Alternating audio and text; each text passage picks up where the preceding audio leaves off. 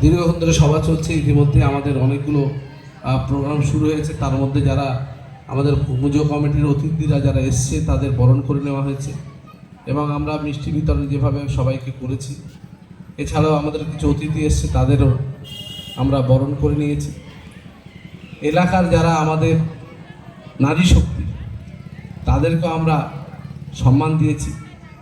যে নারীরা আজকের আমাদের এই কাঞ্চনতলা অঞ্চলটাকে খুব সুন্দরভাবে তারা এগিয়ে নিয়ে যাচ্ছে তাদের বিভিন্ন অনুষ্ঠানের মধ্য দিয়ে, বিভিন্ন কাজের মধ্য দিয়ে।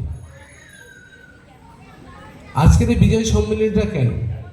আজকের আপনারা জানেন যে বিভিন্ন জায়গায় আমাদের সারা পশ্চিমবাংলা নয়, সারা ভারতবর্ষ নয়, বিশ্বজুড়ে আজকের দুর্গা উৎসবের একটা বিরাট আলোড়ন সৃষ্টি হয়েছে, যেখানে মাননীয় মুখ্যমন্ত্রী মমতা বন্দ্যোপাধ্যায় এই দুর্গা উৎসবকে সারা বিশ্বের একটি জায়গায় নিয়ে যাওয়ার জন্য আপ্রাণ চেষ্টা করেছে এবং